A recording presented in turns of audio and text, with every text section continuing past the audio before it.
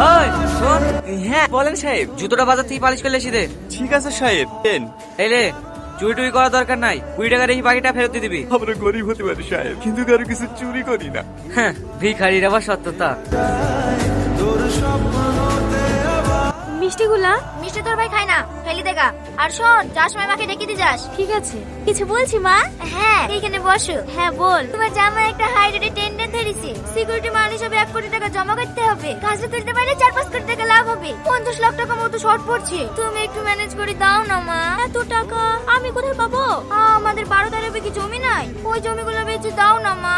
একবার টেন্ডারটা হাতে পেয়ে গেলে তো ওরকম জমি 1-8 বিঘি কিনা হবে। ঠিক আছে, তুমি কোনো চিন্তা করো না জামাই, আমি খরিদ্দার দেখছি। আরে আরে কি করছো? মিষ্টিটা খেলে না? আমার মিষ্টি খেতে ভালো লাগে না। মিষ্টি আবার কারো অফিস নাই নাকি? দাও আমাকে দাও। আমার মিষ্টিটা তো খুব ভালো লাগে। মা বাড়ি গেন? রাতের খাবার টেবিলে রেখে দিয়েছি। হ্যাঁ মা, সব গুছিয়ে রেখে দিয়েছি। এই দাঁড়া, তোর হাতে কি? কিছু না মা, কটা মিষ্টি আছে। আমার জামাইয়ের লেগে আসা মিষ্টি জামাইকে খেতে না দিয়ে তুই চুরি করে নিয়ে যাচ্ছিস। না না মা, আমি চুরি করিনি। ভাই মিষ্টি খায় না তো, তাহলে পল্লবী ফেলে দিতে বললো। কি? এত করে মিথ্যে কথা, চোর কোথাকার। সেদিন 5 থেকে 2000 টাকা খুঁজে পাইনি, আমি ভাবনা হারিয়ে গেছি। এখন যদি 6 টাকাটা তুই চুরি করিস, তোর মা এক চোর, চুরির অপবাদে বিষ খেয়ে মরিছে। গাড়ি তো মেয়ে তুই, তুই আবার কেমন হবি? দেখো, আমার মায়ের নামে অপবাদ দিবা না। ওরে বাবা রে, মায়ের কথা বলতে অমনি ফস করে উঠিছে। আমার খাবে, আমার পড়বে, আমার মুখের উপরে কথা। এই কি চুরি করছিস কেন তুই? আমি চুরি করিনি মা, আমি চুরি করিনি। এমনিতে তোদের থেকে জোরে চালে উঠতে পারছে না, আবার তারপর গায়ে হাত তুলছে। কি হয়েছে গো মা?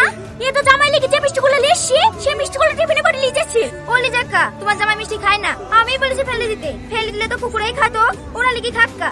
ও, জামাই মিষ্টি খায় না? চালি যা। ফেলে ওদের মিষ্টি। দিনের পর দিন এত অপমান হও, এত অত্যাচার করে, তাও তুমি এখানে কিসের লেগে পড়ে থাকো? চলো, এবার তো তোমাকে থাকতে হবে না, আমি আর এবার কাজ করবো না। কি এসব আবল তাবল বকছি? ও কোথাও যাবে না, ও এই বাড়িতে থাকবে। ভুলে যায় না, ও আমার স্ত্রী। ওকে আমি যেখানে নিয়ে যাবো, ওকে সেখানে যেতে হবে। দরকার হলে আবার ওকে ভিক্ষি করে খাওয়াবো, তা আপনাদের এই নরকা থাকতে দেবো না। চলো সালমা। এইভাবে রাগ করে চলে আসলা, এবার কি করবা? কি করবো আবার? মুনিশ কাটবো, নাহলে বিদেশ যাবো, তাই বলে তোমাকে প্রতিদিন অপমান করবে, ও আমি সহ্য করতে পারবো না। আর তুমি বিদেশ চলে গেলে যে আমি থাকতে পারবো না। তাহলে গ্রামে মুনিশ কাটবো। থাক, তোমাকে মুনিশ কাটতে হবে না। এলা ধরো, এই দুটো বন্দুক দিয়ে তুমি যে কোনো একটা ব্যবসা শুরু করো গা। না না, এ ভালো আমি দিতে পারবো না, এটা তো তোমার মায়ের শেষ স্মৃতি। যদি আমি বন্দুক দিয়ে ছাড়াতে না পারি। সে বিশ্বাস আমার আছে। ঠিক আছে।